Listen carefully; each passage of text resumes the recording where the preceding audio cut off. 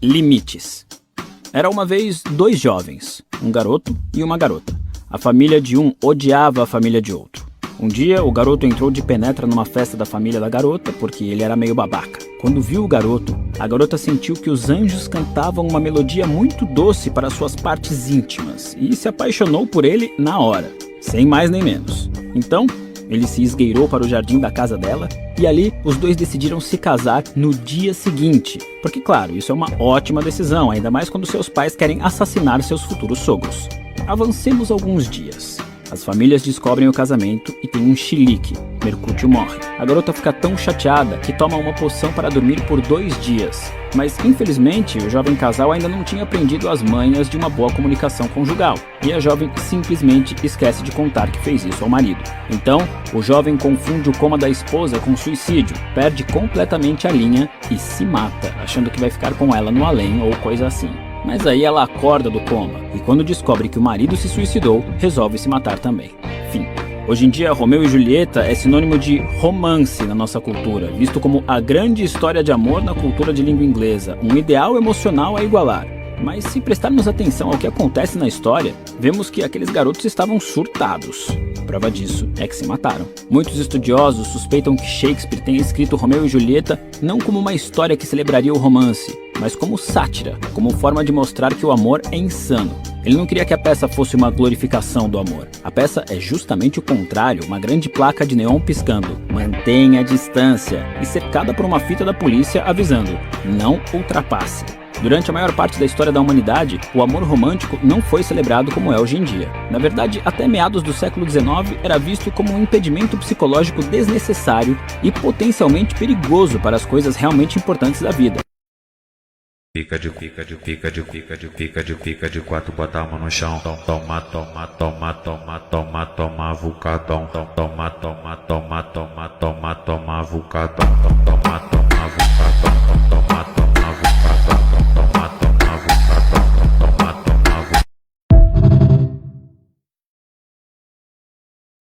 Limites. Era uma vez dois jovens, um garoto e uma garota. A família de um odiava a família de outro.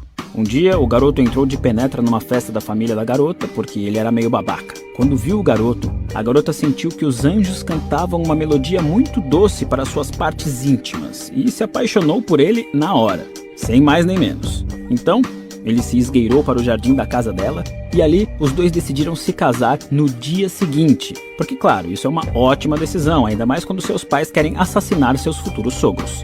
Avancemos alguns dias.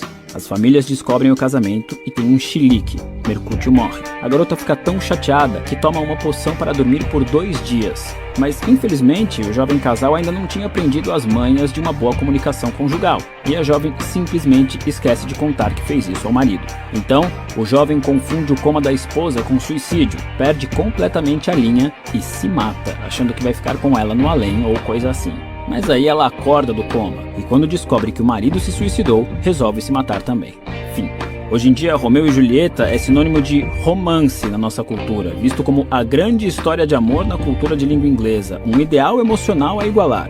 Mas se prestarmos atenção ao que acontece na história, vemos que aqueles garotos estavam surtados. Prova disso é que se mataram. Muitos estudiosos suspeitam que Shakespeare tenha escrito Romeu e Julieta não como uma história que celebraria o romance, mas como sátira, como forma de mostrar que o amor é insano. Ele não queria que a peça fosse uma glorificação do amor. A peça é justamente o contrário, uma grande placa de neon piscando, mantenha a distância, e cercada por uma fita da polícia avisando, não ultrapasse. Durante a maior parte da história da humanidade, o amor romântico não foi celebrado como é hoje em dia. Na verdade, até meados do século XIX era visto como um impedimento psicológico desnecessário e potencialmente perigoso para as coisas realmente importantes da vida. Limites. Era uma vez dois jovens, um garoto e uma garota. A família de um odiava a família de outro. Um dia, o garoto entrou de penetra numa festa da família da garota porque ele era meio babaca. Quando viu o garoto, a garota sentiu que os anjos cantavam uma melodia muito doce para suas partes íntimas e se apaixonou por ele na hora, sem mais nem menos. Então, ele se esgueirou para o jardim da casa dela e ali os dois decidiram se casar no dia seguinte. Porque, claro, isso é uma ótima decisão, ainda mais quando seus pais querem assassinar seus futuros sogros. Avancemos alguns dias.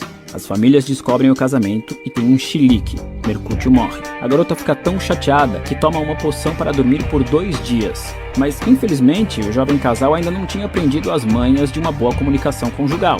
E a jovem simplesmente esquece de contar que fez isso ao marido. Então, o jovem confunde o coma da esposa com suicídio, perde completamente a linha e se mata, achando que vai ficar com ela no além ou coisa assim.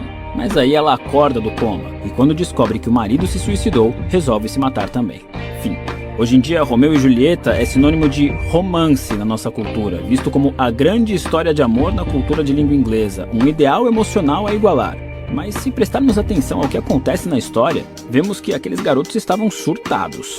A prova disso é que se mataram. Muitos estudiosos suspeitam que Shakespeare tenha escrito Romeu e Julieta não como uma história que celebraria o romance, mas como sátira, como forma de mostrar que o amor é insano. Ele não queria que a peça fosse uma glorificação do amor. A peça é justamente o contrário, uma grande placa de neon piscando, mantenha a distância, e cercada por uma fita da polícia avisando, não ultrapasse.